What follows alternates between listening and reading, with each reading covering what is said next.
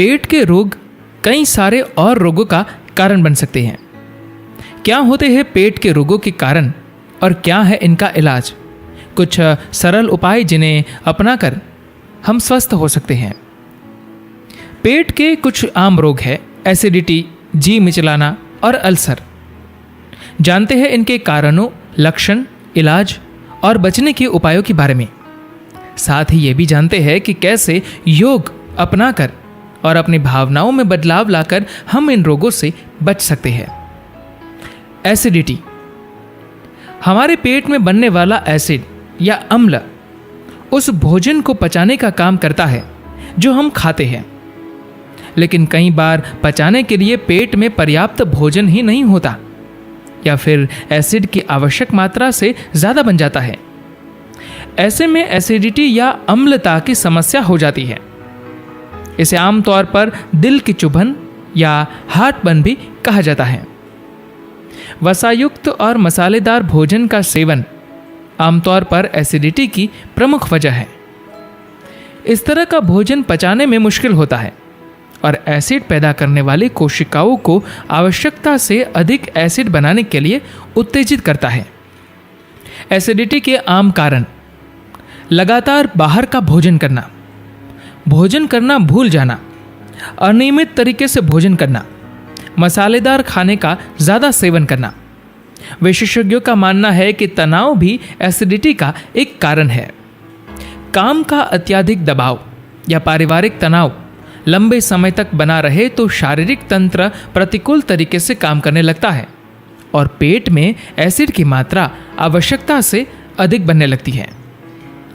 Acidity से बचने के लिए क्या करें? पहला, पानी। सुबह उठने के फौरन बाद पानी पिए। रात भर में पेट में बने आवश्यकता से अधिक एसिड और दूसरी गैर जरूरी और हानिकारक चीज़ों को इस पानी के जरिए शरीर से बाहर निकाला जा सकता है। फल, केला, तरबूज, पपीता और खीरा को रोजाना के भोजन में शामिल करें। तरबूज का रस भी एसिडिटी के इलाज में बड़ा कारगर है। नारियल पानी, अगर किसी को एसिडिटी की शिकायत है तो नारियल पानी पीने से काफ़ी आराम मिलता है। अदरक खाने में अदरक का प्रयोग करने से पाचन क्रिया बेहतर होती है और इससे जलन को रोका जा सकता है। दूध, भोजन के अम्लीय प्रभाव को दूध पूरी तरह निष्प्रभावी कर देता है और शरीर को आराम देता है। एसिडिटी के इलाज के तौर पर दूध लेने से पहले डॉक्टर से सलाह ले लेनी चाहिए, क्योंकि कुछ लोगों में दूध एसिडिटी को बढ़ा भी सकता है। सब्जियां, बीन्स, सेम, कद्दू, बंद गोभी और गाजर का सेवन करने से एसिडिटी रोकने में मदद मिलती है।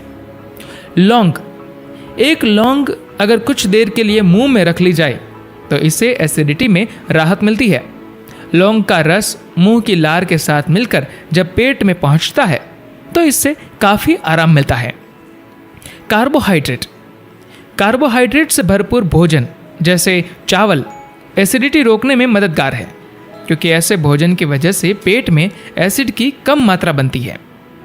समय से भोजन, रात का भोजन सोने से 2 से 3 घंटे पहले अवश्य कर लेना चाहिए। इससे यह सुनिश्चित हो सकेगा कि भोजन पूरी तरह से पच गया है। इससे आपका स्वास्थ्य बेहतर होगा। व्यायाम, नियमित व्यायाम और ध्यान की क्रियाएं पेट, पाचन तंत्र और तंत्रिका तंत्र का संतुलन बनाए रखती है। एसिडिटी दूर रखने के लिए किन चीज़ों से बचें? तला भुना, वसायुक्त भोजन, अत्यधिक चॉकलेट और जंक पदार्थों से परहेज करें। शरीर का वजन नियंत्रण में रखने से एसिडिटी की समस्या कम होती है। ज़्यादा धूम्रपान और किसी भी तरह की मदिरा का सेवन एसिडिटी बढ़ाता है, इसलिए इनसे परहेज करें। सोडा आधारित शीतल पेय व कैफीन आदि का सेवन न करें। इसके बजाय हर्बल टी का प्रयोग करना बेहतर है। घर का बना खाना ही खाएं। जितना हो सके बाहर के खाने से बचें। 2 बार के खाने में ज़्यादा अंतराल रखने से भी एसिडिटी हो सकती है। कम मात्रा में थोड़े थोड़े समय पर अंतराल पर खाना खाते रहे। अचार, मसालेदार चटनी और सिरके का प्रयोग भी न करें। इलाज शरीर के अंदर उत्सर्जित हुई एसिड की ज़्यादा मात्रा को निष्प्रभावी करके एंटासिड एसिडिटी के लक्षणों में तुरंत राहत प्रदान करती है। कुछ अन्य दवाएं हिस्टेमिन अभिग्राहकों को रोक देती है, जिससे पेट कम एसिड बनाता है। जी मिचलाना और उल्टी। जी मिचलाना और उल्टी आना अपने आप में कोई रोग नहीं है, बल्कि ये शरीर में मौजूद किसी रोग के लक्षण है। जी मिचलाने में ऐसा एहसास होता है कि पेट अपने आप को खाली कर देना चाहता है, जबकि उल्टी करना पेट को खाली होने के लिए बाध्य करने का काम है। शरीर में मौजूद उस बीमारी का पता लगाना और इलाज करना आवश्यक है, जिसकी वजह से उल्टी आना या जी मिचलाना जैसे लक्षण उभर रहे हैं।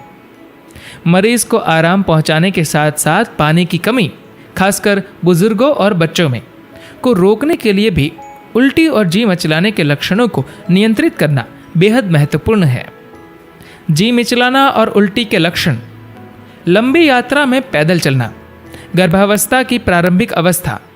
गर्भावस्था के 50 से 90% मामलों में जी मिचलाना आम बात है।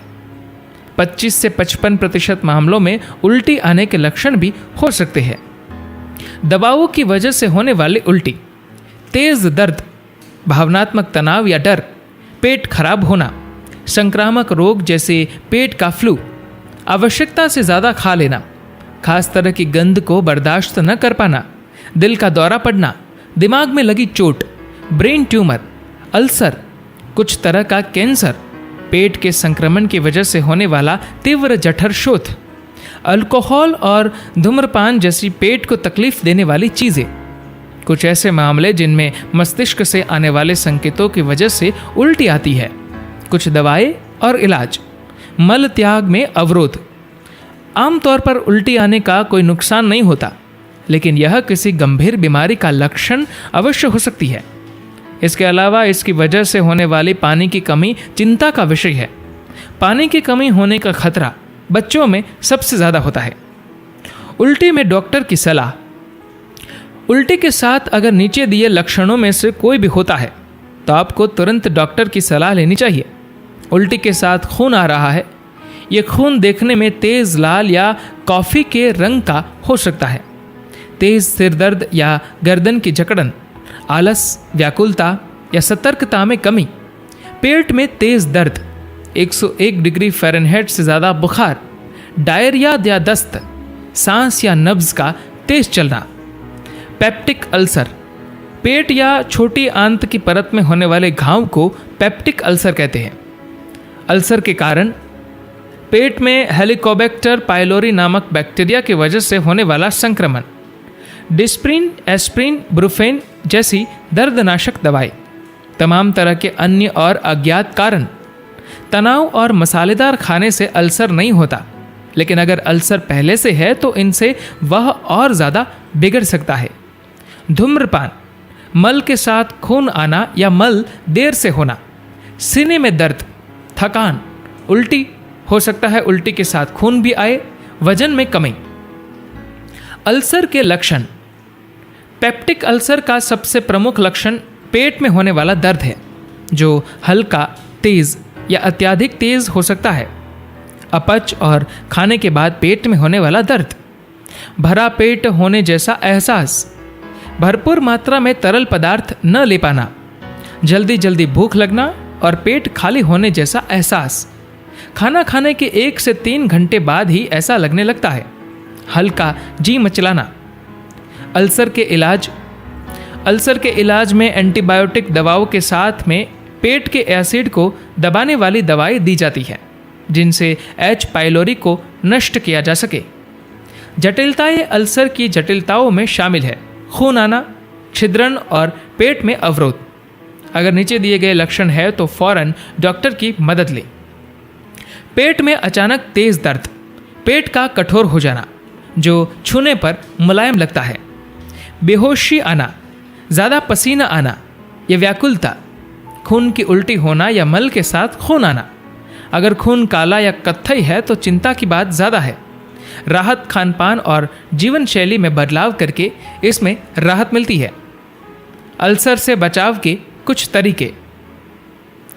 रेशेदार भोजन करें, खासकर फल और सब्जियां। इससे अल्सर होने का खतरा कम होता है। अगर पहले से अल्सर है तो इससे के अच्छा होने में इन चीज़ों से मदद मिलेगी। फ्लेवोनॉइड युक्त चीज़ें जैसे सेब, अजवाइन, करौंदा और उसका रस, प्याज, लहसुन और चाय एच पाइलोरी की बढ़ोतरी को रोकते हैं। कुछ लोगों में मसालेदार खाना खाने से अल्सर के लक्षण और बिगड़ सकते हैं। धूम्रपान और अल्कोहल का सेवन बंद कर दें। कैफीन रहित समेत सभी तरह की कॉफ़ी कम पिए। सोडा युक्त पेय भी कम ले। ये सभी चीज़ें पेट में एसिड की मात्रा को बढ़ा सकती हैं। योग या ध्यान क्रियाओं के जरिए खुद को विश्राम देने की कोशिश करें और तनाव कम करें। ये क्रियाएं दर्द कम करने और दर्दनाशक दवाओं की आवश्यकता को कम करने में मददगार हैं। ध्यान रखें, दिल का दौरा भी अल्सर के दर्द या अपच जैसे लक्षण दे सकता है। जबड़ों के बीच के क्षेत्र में और नाभि के क्षेत्र में किसी भी तरह की दिक्कत या दर्द हो या सांस लेने में परेशानी हो तो अपने डॉक्टर से सलाह करें। बिना डॉक्टर की सलाह के अपने आप ही मेडिकल स्टोर से एंटासिड न खरीदें। योग मदद कर सकता है। सद्गुरु कहते हैं, एक कहावत है, इंसान साइकोसोम या मनोकाय होता है। कई रोग मनोदैहिक होते हैं। अगर दिमाग में कोई तनाव है तो पेट में एसिडिटी होगी। दिमाग में तनाव है तो दमा हो सकता है। उसी तनाव की वजह से अलग अलग लोगों को अलग अलग तरह के रोग होते हैं।